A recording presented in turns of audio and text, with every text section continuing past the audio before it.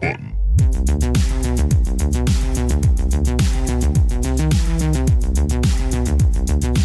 And then today I started watching Star Trek Next Generation. Well, I didn't just start, but I was all day. I started recently because I'd never seen Star Trek. How's that hold up? It's cool. Okay. I can get down with it. I was kind of interested when I was listening to that new Red Letter Media video where they talk about Comic-Con. Oh, and they talked about the And he's like, show. Gene Roddenberry wanted to make a show that wasn't, like, exciting. It was supposed to be just, like, boring, like, philosophic lessons. And, like, as these team just goes through, like, these weird, like, minutia of space travel. And, like, they're like, no. Yeah, then Star Wars came and started blowing stuff up. Yeah. So it's kind of like Next Generation's a little bit like that. Like, you got to look at it through the lens of, like, it's supposed to be a little bit dense and boring, but it's like, could not be more clearly just like, this episode's about like the philosophy of justice. Yeah. But it's also like, oh, but these people are wearing weird outfits, and it's still like very like, I don't know. Star Trek sci-fi is like super interesting.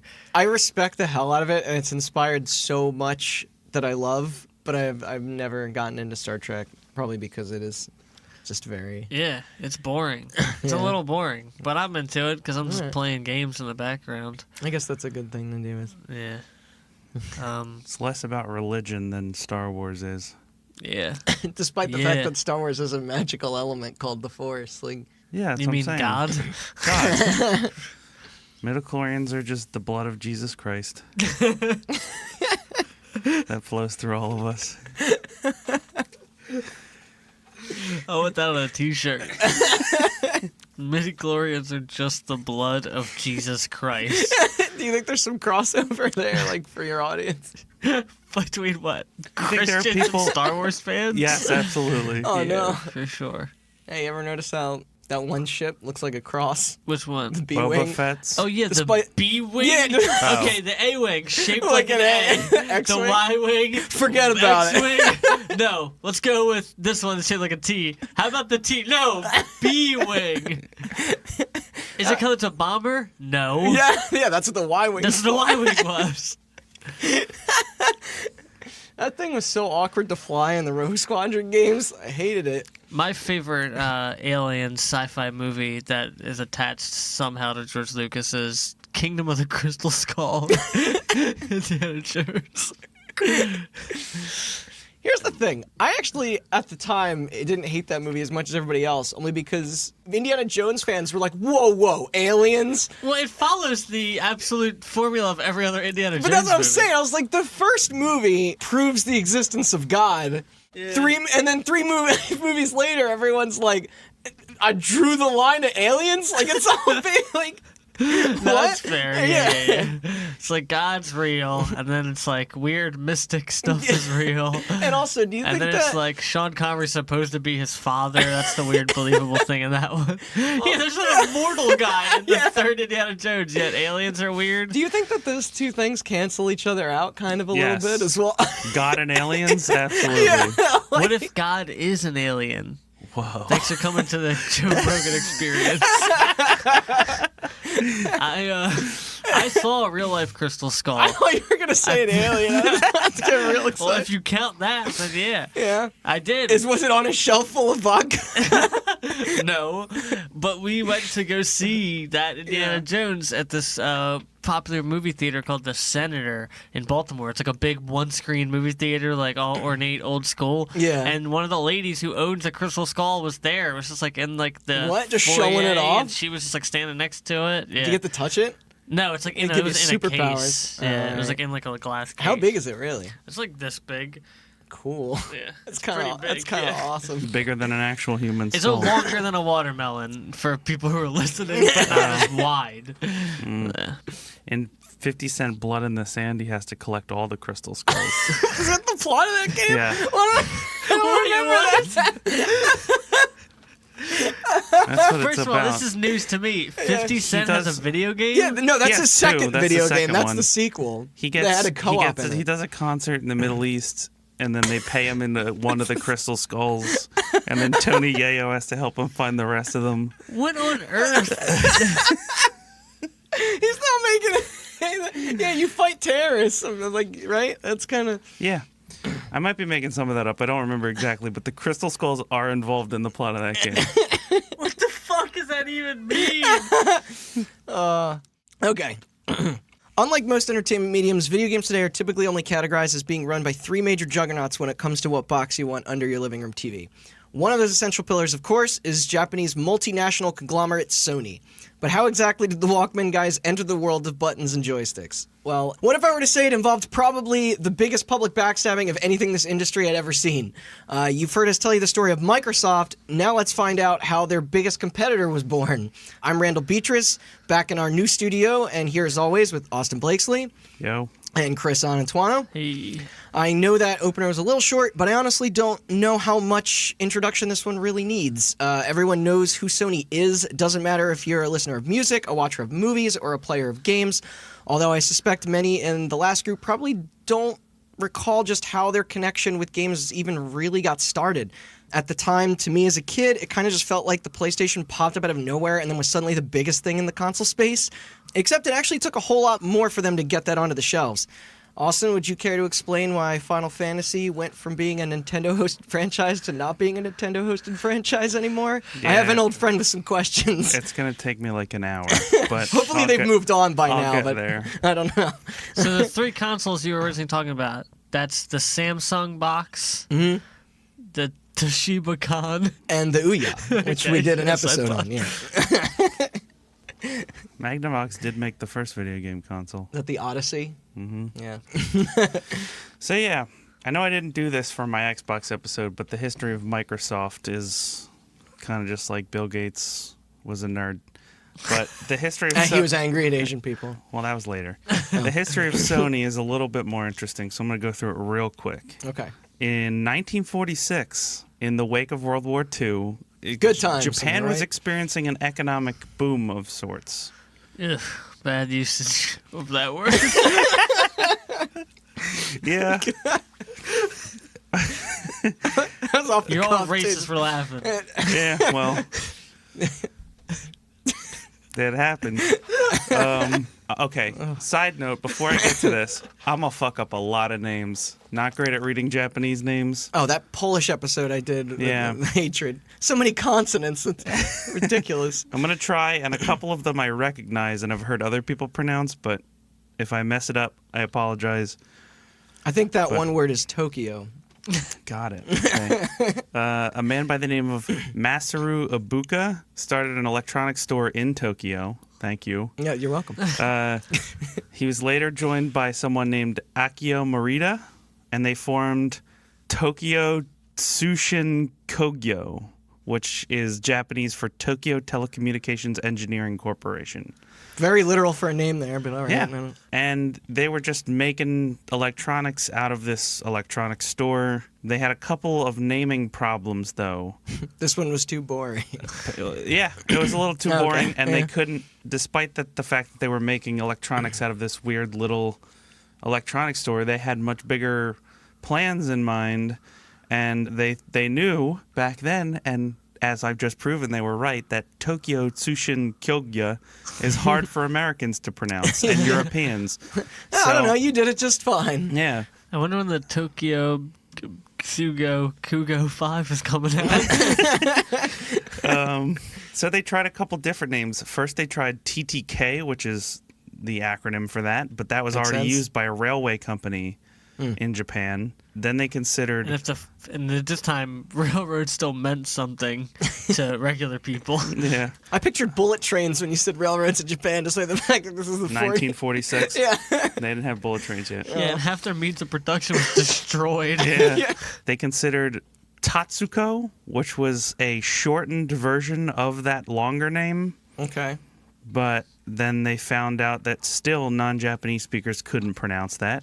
It seemed easier, at least. On the right track. They tried Tokyo Teletech. I talked to what? I don't got time for this. I gotta go catch a whatever. Bus. Bullet train. Bullet train. Teletech sounds like A Zeppelin. phone. Yeah. It sounds like a phone company. It was called the Telecommunications Engineering Corporation, but they weren't making telecommunications I guess a radio is telecommunications, so never mind. So, I usually can think communications. There was you think no both other. ways. There was no other electronics back then. It was just radios, and Yeah. that's it. The phone was invented. Well, yeah, I guess so, but it wasn't exactly like evolving fast. Yeah, didn't Sega start out making jukeboxes? That was a thing. Yeah, you're right. That does have parts. They tried Tokyo Teletech, but then they realized that the name Teletech was already taken in America by another corporation. They're still around. Yeah, famous Teletech. And finally, in 1958, 12 years after that electronics store had been founded, they settled on the name Sony. Ugh, long time to come up with that. Which was quoted as being an amalgamation of the word sonus, which is Latin for sound, and sunny, which was a term that the Japanese had adopted for slang for young man. Like, hey, sonny boy. Wow. Apparently the When did we Japanese- co-op that? We didn't co-opt it. Apparently we went over there and killed a bunch of them and then, I was gonna say, and play. and then that's- gave them some slang in the process. That's kind of what we do. Mm-hmm. I mean, Yeah. but at least that's... Invading foreign They don't countries. get off easy, okay? They were a horrible imperialist nation. Let's Yeah. not forget. Yeah. Either way, that name it's creative enough. Yeah. Yeah, maybe not 12 years creative. Could come up with something better than that. Well, they It's like short for Sunny Boy. They had some stuff to do in those 12 years. Their first product was called the Type G, which was Japan's first reel-to-reel recorder Nice. in 1950, and it was called the Type G. The See, that's G way stood cooler. for government Oh, never mind. because it was a product intended for government use only, because what kind of consumer would need a reel-to-reel tape recorder?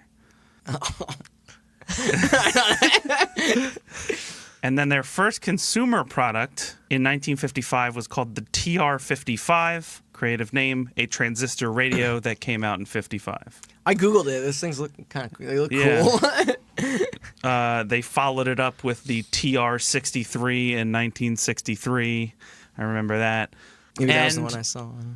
this actually helped them break into the American market because apparently it was a very good radio and people really liked transistor radios in the 50s. So Nothing else to do. Yeah, what else? um, when the stick with the hoop running down the Either street got boring. be racist, die in Korea, or mess around with transistor radios. yeah. Sony is also credited as helping restore the reputation of Japanese products in American markets because apparently back then, say what you will about Sony products now, but back then Sony products were very well built and a lot of people were still very angry about the war and they didn't want to buy products from Japanese people, but Sony's was the best on the market. Can't argue with the best. I wonder if the thumbsticks completely fell off of any of the transistor radios. I don't know what you're talking about. My I have a DualShock 4 with no, and both of the joysticks are naked. Yeah. But yeah, that's how it went. They made transistor radios for a while. They made like a TR-71 in Crazy thing, 1971. PlayStation 4 is one big crazy transistor radio. Yeah. That's the whole story.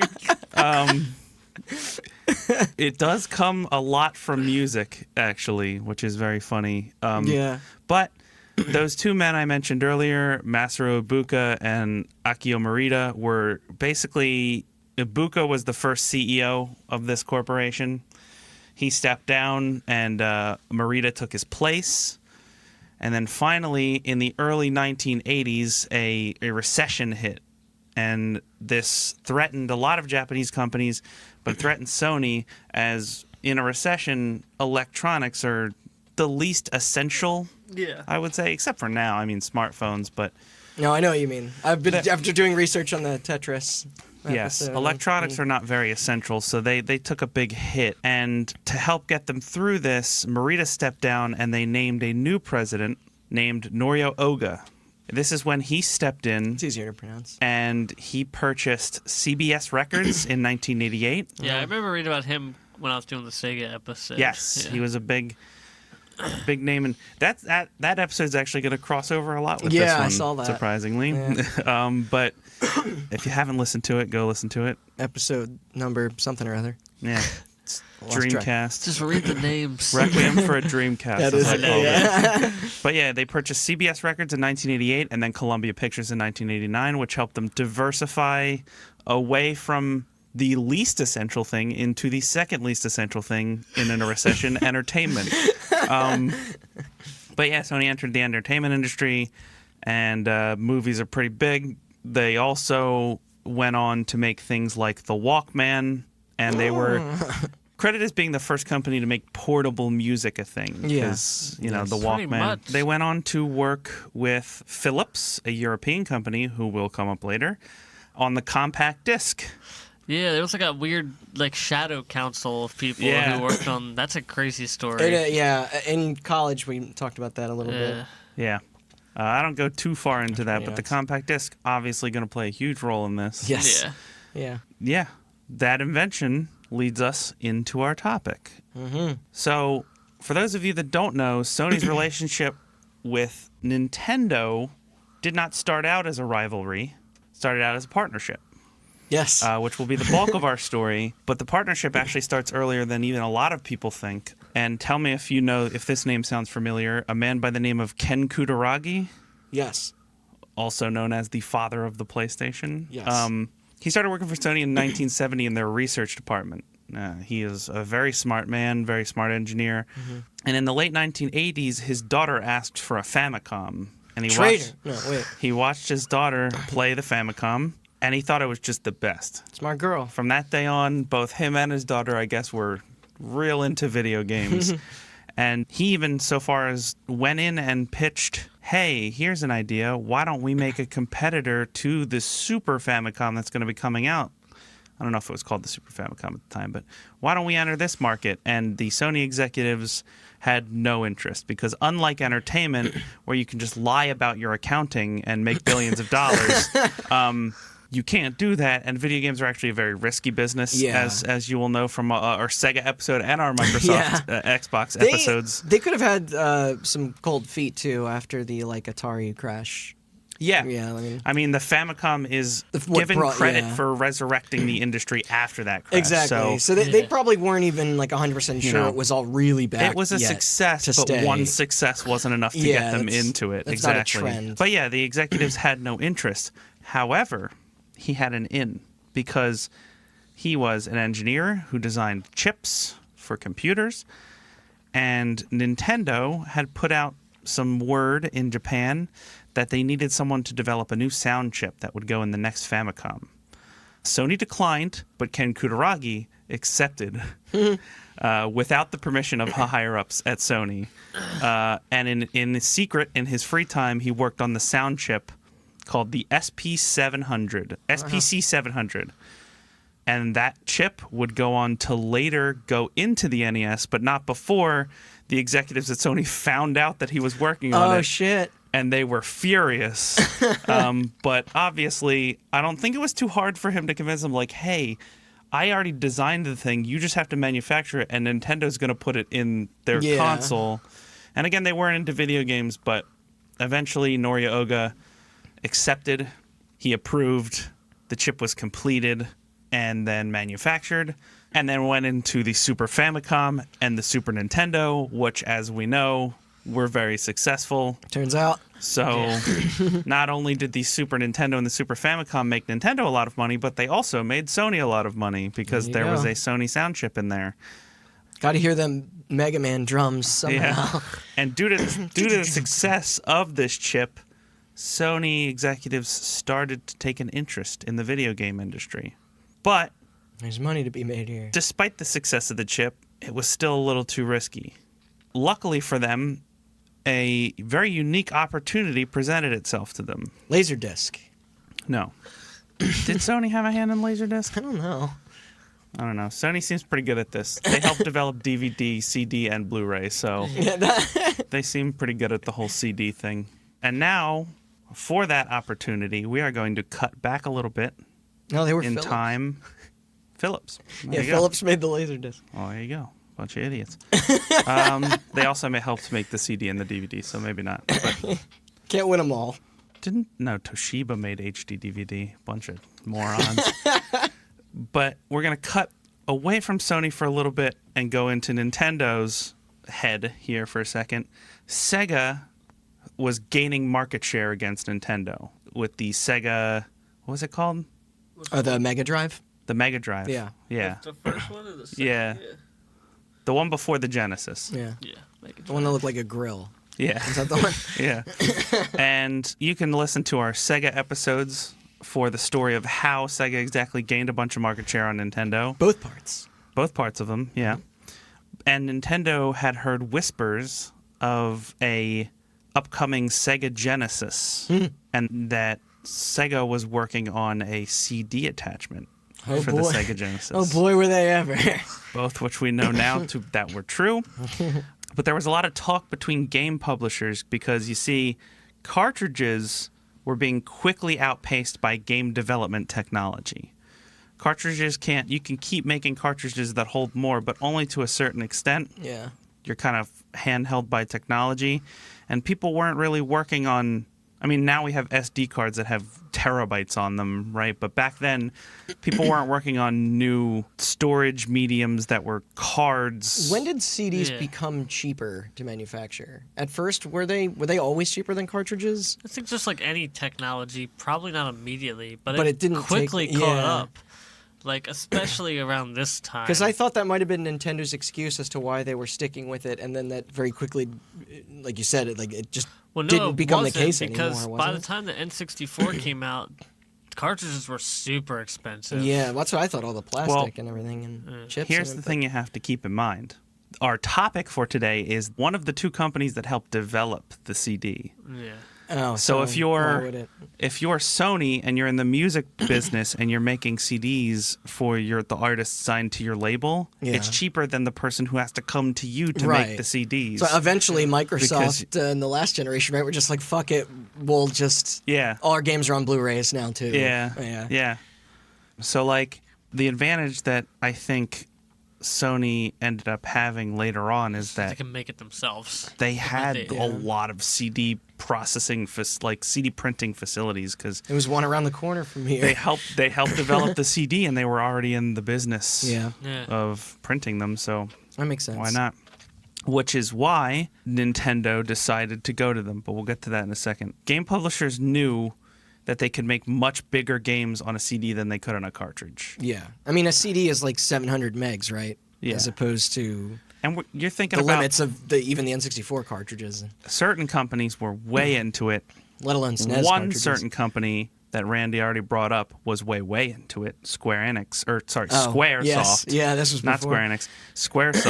Squaresoft, because you could make an RPG that people could play for 20 hours on a cartridge, but you can make an RPG that people play for 200 hours on a CD because it Could you held. imagine a box with 4 cartridges in it that you gotta like? I know. But didn't they say that Final Fantasy VII would have been like 11 cartridges on an N64? Yeah. That's hilarious. It was still on, comparatively, it was still on 3 discs. Like, 3 discs. Yeah. Nothing is cooler aesthetic than a video game with multiple discs. Yeah. I don't know why they're like still like I liked it in the usually don't GameCube like when you open it up and they had the subscribe to two nostalgia, but like I just like something about like the memory of opening like a Final Fantasy game, be like, I'm on disc 2. Yeah. Disc 3. You like getting the message in the game that's like, yo. Shift over. And you're like, yeah. I like how they mimicked that with the PlayStation Classic. You had to hit the reset button to like. Oh yeah. It's pretty dumb. But these publishers, they went to Nintendo and they're like, hey, look, Sega's working on a CD thing, and if we're going to be making games for you guys, we're going to make games for them if we can fit more game on a CD-ROM for the Sega CD, so you guys need to come up with something. So Nintendo decided that they were going to make their own CD attachment for the Super Nintendo or the Super Famicom. But they didn't have any experience with the technology, and unlike Sega, who started out as an electronics company and then got into games, Nintendo was pretty much always video games. Or always games. I should say. Always games. Yeah. Sometimes taxis. I don't... Was that them? Yeah. Okay. It's like... Yeah. But they looked through their Rolodex of companies that have helped them in the past, and they realized that they got an in with the one of 2 companies that helped develop the CD-ROM itself. And so Nintendo decided to hit up Sony for help. So in 1988, This is going to get very annoying. But Sony began working on the Nintendo PlayStation with this space. Yes, this is very important to note. Play, capital Play, space, capital Station. There is a space and the S is capital. It is very important that everybody take note of that because that will change at some point, as we all know. You don't get corrections or anything. Yeah. But this was a prototype CD-ROM attachment for the Super Nintendo. What a setup. Yeah. The idea behind this was that, and this was weird, but basically they would do what... It's kind of like the Satellaview, right? Like Yes. it would fit onto the bottom. They would do what Sega did with the Sega CD. For satellite games. Where you could like plug your SNES into an attachment, and then that would let you play CD-ROMs. It had a port on the bottom. That attachment would be sold by Nintendo. Yeah. And would be That's how they all did it back then. But there were also talks to make a combined unit. Yeah. Yeah. And that combined unit would be made by Sony. That would be manufactured by Sony and sold by Sony. Yeah. Yeah. And the prototypes that they were making were coming along well. The companies appeared to be getting along pretty well, working well together. And the project was coming smoothly except for one huge problem, one unspoken problem, which was that Sony wanted Sony wasn't just in the electronics business. Sony obviously also owned a bunch of music labels. And as such, they knew how licensing worked. Yeah, they did big business in licensing. Yeah. I know that. Like, Sony, even nowadays, Sony still has a lot to do with that. Right. Which is what Nintendo also was big into licensing out their properties. If you want to know more about Nintendo licensing out their properties, go check out our Mario Brothers movie episode, two-parter, both episodes. Yeah, they'll let you do whatever the fuck you want. But yeah, so Sony wanted licensing rights for all the games that were printed on the CD part of the platform. But Nintendo obviously didn't want to give up any of its licensing deals because this was very risky because if Sony this is the very ironic... Give up this guy and points to a horrible pixelated Italian guy. Yeah. It's just like a hand-drawn picture of Mario, but it's all fucked up looking. We didn't get to the CDI yet. But yeah, so Nintendo, in the most ironic part, Nintendo knew that if this was successful, that Sony would see the dollar signs and they would decide to enter the video game industries for themselves. And Nintendo didn't want to lose any of their licensing deals to Sony if they later decided to enter into the video game industry for themselves. Wanted it in the irony. Yeah, they wanted it in the pocket. Also, I find it funny because Nintendo was going through a bunch of licensing lawsuits during this era anyway. Like, so I could definitely see that being a holdup there. Yeah. Like they went after Atari, they went after Sega, they went after Tengen, and which I guess was Atari, and someone there was a lot. Yeah. Nintendo was, and it's funny that you bring up Tengen because they're not my script, but they are actually very good. Really? They're a really good example of something that'll come up later, and I'll bring it up later. I'm curious. They were like a secondary that was started after Nintendo had the limits on Yes. how much games you could put out. Yeah. So per year. Nintendo did not want to give up any of its licensing deals to Sony, and Did you see that Mario Brothers movie? Ain't doing that shit again. And Sony, this is before that. after being saved by entering the entertainment industry, realized like we need those licensing. That's where the money is. Like we're not just going to manufacture the hardware for you, because if it's a failure, we'll lose a bunch of money and you keep all your games licenses. We want some reason to work on this. Yeah, because manufacturing, especially a joint like that, like I don't know exactly how it works, but I imagine it's not like I'll sell you all these drinks for $5, you sell them for $8 and make money. It's like contingent on how much they sell. They don't just buy it outright. Yeah. You know what I mean? Yeah. Exactly. So what was weird was that the companies, these were like higher ups arguing about this stuff, but they never let people lower in the company know about it. What was going on? So like people kept working on this project like nothing was wrong. Like Sony never said like, hey, maybe like slow it down. I don't know if this is going to go through. Neither did Nintendo. Everybody just kept working on it and nothing was wrong. But in the background, punch in a 9, punch out a 5. Yeah, but in the background, like both of the companies higher up were plotting and scheming a way to like keep this contract but get their way. Right. And yeah, that didn't exactly work out the way either of them thought it would. So then president of Nintendo, Hiroshi Yamauchi? I think Yamauchi. Yeah, right. Because he came up in the Mario Brothers. Because he was also the one that licensed the Mario Brothers movie. Yeah, I have a note here. It says he was not one to let projects go when he could see that the results would not be favorable for Nintendo, except for one project. Check out our Mario Brothers movie episode. But in the video game, in the space he understood, he was actually very good at making these deals. Okay. A little too good, in fact, but again, we'll get to that later. But he kept the contract with Sony, but in the background, he sent other executives that worked under him to Europe, which was where the other creator of the compact disc, was Philips. That's Philips, right? That was Philips. Yeah. So he sent a bunch of his higher-ups. Did they make the screwdriver head, or? I don't... I'm not sure. I actually don't know. That's the worst part. I can't even laugh maybe they at did. Who knows? Google it. Hold on. Oh, I meant the listener. Don't tell right me now. the answer. Unless you do some of the work, listener. No. Yes? No. It's probably way older. No, it was named after Henry F. Phillips. Okay, that makes way more sense. I think I've heard that before. And then you next line, founder of Philips. Like, what the? Do you think Philips Electronics, you use a Phillips screwdriver to open them? No, absolutely not. Yeah. It's a flathead. Yeah. Just they're really sticking to their guns on this one. Yeah, every screw in the PlayStation is a flathead. I mean, it would make sense because if you think about it, Nintendo uses a lot of tri-wing screws. And Microsoft uses a lot of those the hex fucking ones. star screws, the hex screws. Ugh, they're the worst. Mm-hmm. Anyway, back to video games. Just because I want to profit off of painting and design Xbox controllers, and I need to buy a special tool to take apart their technology. Yeah. So they met with Philips, who was one of Sony's main rivals, and they pitched them on the same concept, even though they already had this contract with Sony and where the work was already being done. Imagine an alternate world out there where we're all gaming on the Philips Station 4.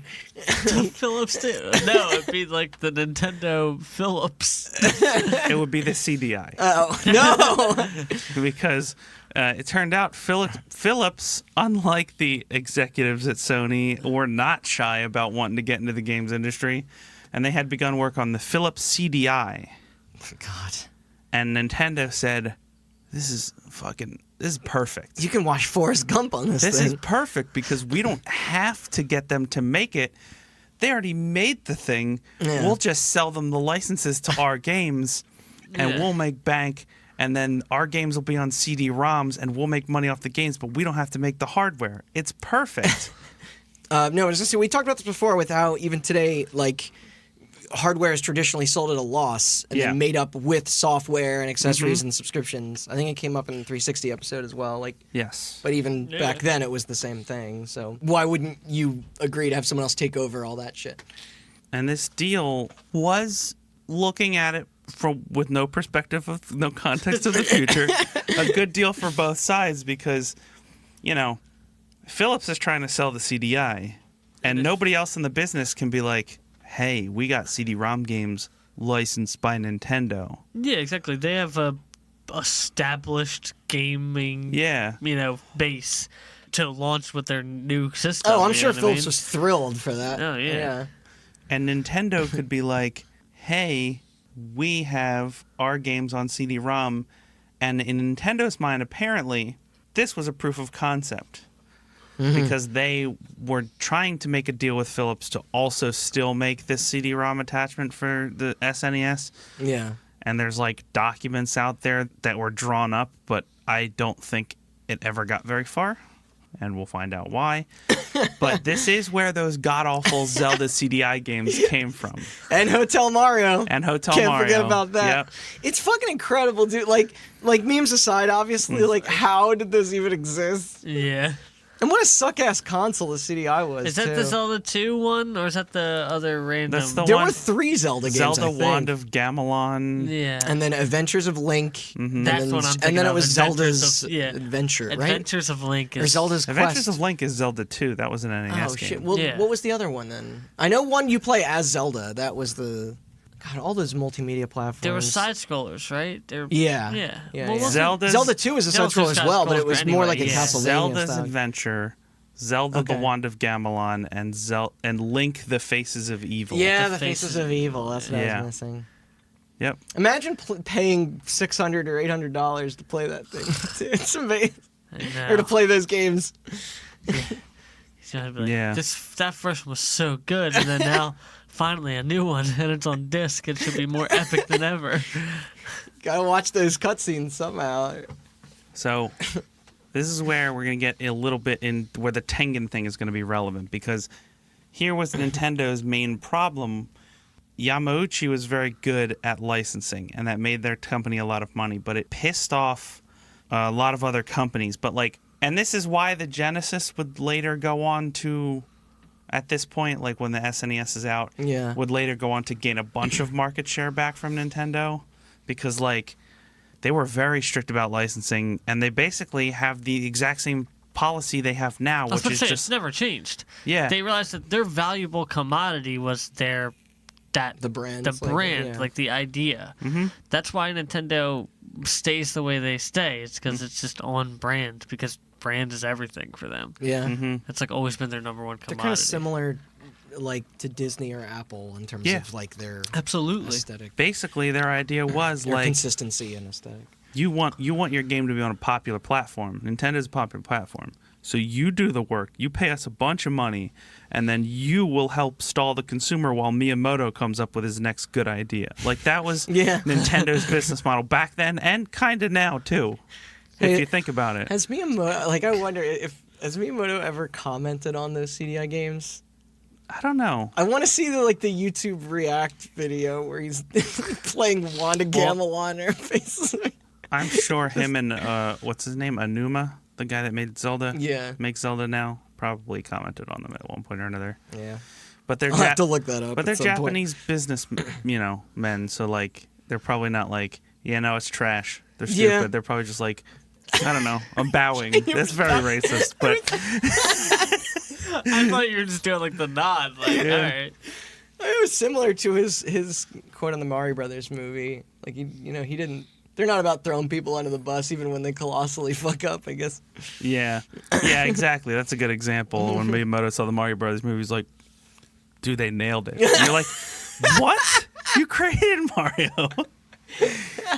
I mean, they did nail it, It's but too they close to nailed the Blade games. Runner, and they made a better Blade Runner than Blade Runner. Come at me. He was a big Blade Runner fan. Yeah. But this was already driving people away from Nintendo and to Sega, and would later drive people away from Nintendo to Sega and Sony in kind of like a perfect storm for Sony, as we know, looking back. But there was another issue, which was that a lot of publishers are Japanese. Konami's Japanese, Capcom's Japanese. Yeah.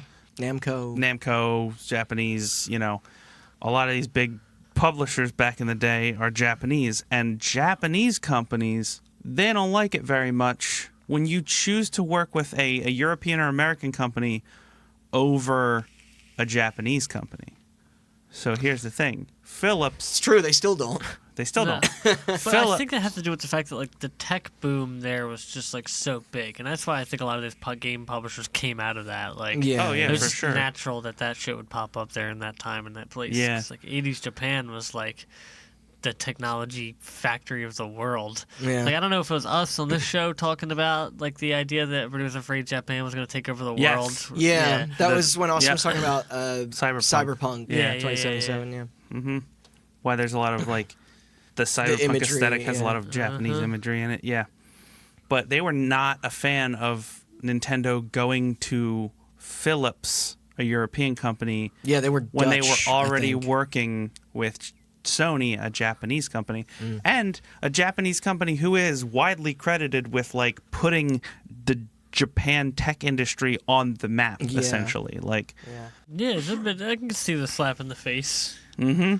But this would come up later as this whole Philips deal for now is still a secret. And it soon won't be. And all of this will come to a head in what is possibly one of the biggest dick moves in the history of this industry, and that we will probably ever talk about on this show. Probably, yeah. Or one of them. Do you guys see that trailer for the Ford versus Ferrari movie? Yeah. Because I feel like one day when we're old, a movie about this will be made. Yeah. Like, I guarantee it. Like, there's no way. Yeah. So, this was before the days of E3. Obviously, video games were often shown off at CES, the Consumer Electronics Show. And at CES 1991, I mean, Sony had a keynote because it's the Consumer Electronics Show, and Sony is a consumer electronics company. Yeah. And Nintendo was also there to make their own announcements. And in a perfect storm of drama, Sony was up first. You never want to go first. So Sony proper took the stage and was like, hey, we got like the Walkman 3 and the new camera or whatever. I don't know. But then our old pal Ken Kutaragi... Discs are now completely round. I know before it looked like they were, but they weren't. We finally got it down. We dyed them different colors. This one's blue. Hold on, I got an idea. I think I remember that first batch of PlayStation games, or is it PS2 games, that were like black ink or blue ink? Well, they're all different kinds. They were, but they stopped doing that because it was expensive. I had a yellow game. Wait, what was a yellow one? I think the game Freestyle. Where was a game with like downhills and motorbikes and shit. I think it had a yellow. Maybe it was blue. I don't remember. It definitely, yeah. But I remember blue and black. Yeah. Yes, black was PS1, blue was PS2. Okay. They stopped doing that when they realized like. Then they got Blu-ray and decided to stop making blue discs, which is stupid. I thought it was stupid back then, and I still think it's stupid now. Wait, Blu-rays aren't blue? No, they're not. Man, imagine if all the Xbox discs were green. That would be so That cool. would be I know. cool. Yeah. Yeah. It's like when the one cool thing Nintendo ever did was like when Tiny they discs. I was gonna made say Wii U- they never ever used the discs, and the one time they did, they're like not regular ones, make them small. Yeah, they're cool. yeah, like the whole thing of like Wii and Wii U were Xbox. DVDs. Oh yeah, Like- I completely forgot about those. Yeah, it's Xbox understandable. cases are green Yeah. and PlayStation cases are blue and Yeah. Switch cases are They're clear red. because they're boring. Oh, are they? Yeah. Wait, They're red. No, they're not. They are clear. They are Some clear. are red. Oh, yeah, like yeah, Mario yeah, Brothers. Yeah, Is red. Wii U ones That's because that's were light Luigi's blue. brothers' colors, right? Yeah. Yeah, the Super Luigi Brothers. Oh my god, I just thought about it. There's like, if you subscribe to a multiverse theory, there is a universe where Luigi is number one instead of Mario.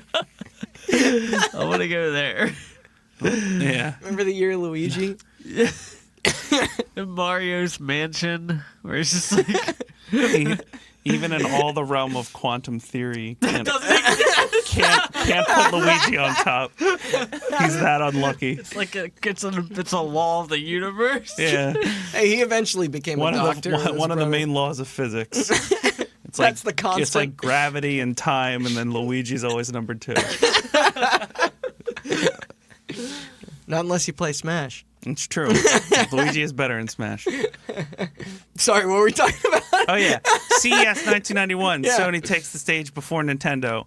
Our old pal Ken Kutaragi takes the stage. Yeah. And he finally announces to the public, after 3 years of work, He's all because they happy started about in it, yeah. 1988, Geared up. an exciting partnership.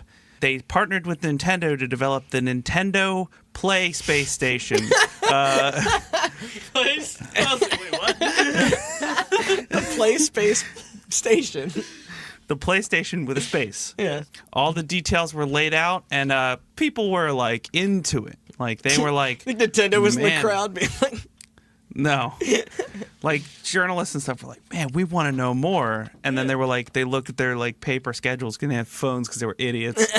They looked at their schedules and they're like, oh man, Nintendo's got an announcement tomorrow. Yeah. We got to go check this out because like this is a big deal. Yeah. Like we want to know more. And so the very next we'll day, tell you more. Nintendo took the stage to a bunch of eager journalists wanting to know more about this Nintendo PlayStation, except Nintendo came out and shocked the world. They shocked everyone, including Sony. In the crowd, like, what the fuck? when they announced that the Nintendo was working with Philips on something called the Super CD, which was a CD-ROM attachment for this Super Nintendo, and they announced their partnership for the CDI games, and everybody was confused. You got punked. Especially Sony. But not only was Sony confused, Sony was fucking pissed. I fucking bet. Yeah. Can you imagine if something like that happened today? I How's it know. even legal? Imagine if Nintendo went first and then like and Sony came out after that the next day. We are doing Yeah. Run some movie trailers. I don't. Did we sign Michael Jackson for a new thing yet? Michael Jackson was there. What? I forgot that part. Wait, what? I did not. I forgot that part. Why was that noted in your research? He was composing music for Sonic 3. They just thought he would be hanging out. No, apparently Michael Jackson was on stage at CES for Sony, but not talking about PlayStation, talking about the music Yeah, division. that's what I mean. He was a character in Mario. He had his own game. Michael Jackson's Moonwalker. I remember. Yeah, you ever play that game? Yeah. You save little kids, you bring them to the trunk of your car or something. I feel like I talked about this on here once before and it got cut. So I thought I would just. And now it's gonna happen again. Yeah. That's the plot of the game, I think. I don't know. I think I played it once. I don't know. I talked about It was in an 50 arcade. Cent Blood in the Sand being about collecting the crystal skulls. So I'd rather do that. That sounds like a fucking made-up game, dog. That sounds like if you try to pitch me Your like Mad the Living's like- Shut Up and Jam Guy Den as like a Yeah. real, as a real game. I mean, it is a real game, as real as any. But as like a serious pitch, like one that was made by a company that had to go through red tape and not like a dude who was out of his mind. Yeah. I don't know. I think more video games should get made that way. I know. Oh, agreed. I love that game. Yeah. But Sony executives were pissed, and especially Norio Oga, who was previously still very hesitant to enter the games industry, even with this deal going on. But suddenly, he was all about it. Oh, I was like, that fueled him. I thought it was the opposite. I was like, well, I'm never playing a video game ever again. No. Fuck this. He was like, you know what? Revenge. See you red. But still, not quite enough. This backstab didn't fuel them quite enough to just full on be like, you know what? Fuck it. So, at first, Sony spoke with Nintendo about reconsidering. And apparently, they struck a deal with Nintendo. Wow. But we'll get back to that. First, they went and explored their options. Nintendo did the pettiest thing possible first. And they were like, they want to go to our biggest rival? We'll go to theirs. And then they went to Sega. But this whole thing started because Sega already was working on the Sega CD. So they're like, hey, you want a CD attachment? And they're like, we got one No, already. we good. Like, You play Daytona USA? Yeah. Yeah, Chris brought this up in that episode about them. Like, Sony really couldn't catch a break. No. Yeah. Not to mention that deal would have... That's all right. They ended up revenge destroying and put Nintendo in third place. Yeah. Yeah. So now we're up to our third alternate universe where Nintendo or Sony teamed up with Sega. And then... Yeah. But this is important to note. A deal was struck with Nintendo. And Sony kind of like, after getting backstabbed, they kind of went groveling back. And Nintendo, they had agreed to let Nintendo retain the profits for the CD games. And Sony started working on the Nintendo PlayStation again. And they actually manufactured 200 of them. I can't believe those were made after this. Yeah. Yeah, which is They nuts. were made after probably this. already Not that that's set, so- it's probably already Maybe. set up. I mean, not that you know 200 what I is a mean? lot of units. I assume those No, were but mostly I wonder what they're worth. created for dev kits, I assume. I wonder They're if pretty they're much- out there. Have you ever seen one? Oh, we'll get We'll into get that. there. We'll get Oh, into okay. that. We'll get there. That's the inspiration for Yeah. this.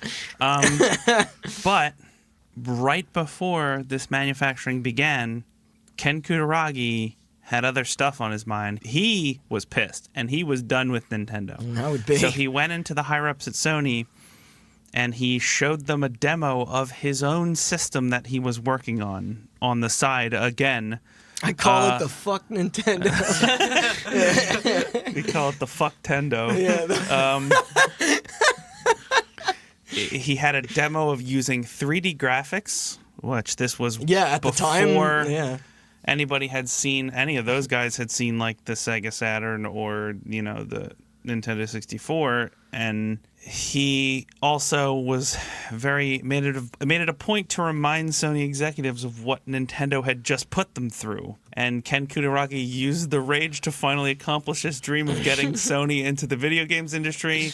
Those 200 PlaySpace stations that were manufactured were scrapped and ordered destroyed, all of them, so that nobody could get their hands on it and see what Sony was working on. And then Sony went full on and finally came to the conclusion that they should have come to a while ago, which is like, we got this Ken Kutaragi guy. He's kind of a genius. We're just going to make our own video game console. Yeah, eat it. And that... Which is kind of awesome, because that doesn't happen anymore. Like, you can't have it doesn't matter how brilliant you are, you can't just be like... I know. Yeah. Valve tried it. I mean, yeah. Yeah, they fucked that up. I mean, now you can't be like, hey... Yo, you're Best like Buy, some guy at like, I don't know, who's an electronics company that doesn't really matter. RCA. Yeah. Are they still around? I don't know.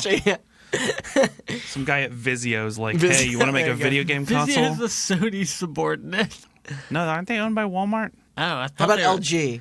LG. There Okay, you go. That's a good one. Yeah, they come out and they're like, hey, I made a PS5, but like in my garage. Like, you can't do that. Yeah. You need cooperation from like NVIDIA and shit like that. The Samsung box. Monopolies, you know? Yeah. I think Microsoft was the last one to get in while... Yeah, they fisted their way in. And that is the full history of the Nintendo PlayStation. Though that will come back still. That will come back. The but Nintendo Space Station. We're going to end it there for today, and next week we'll be back with part 2 of our story on the actual PlayStation. The one that you guys played. The one that you guys actually played. Unless a certain person is listening. But we'll get there next week. Thanks for listening. If this is your first episode, thanks a lot for sticking through to the end. Yes. I hope you enjoyed it. You can listen to more. We have a website, hotbuttoncast.com. Especially if you're into console origin stories like this, because we have Sega and Xbox. And I mean, I brought up a whole bunch of them. Those are some good places to start. We have a 2-parter on Sega's whole history in the console industry, all the way up to the Dreamcast.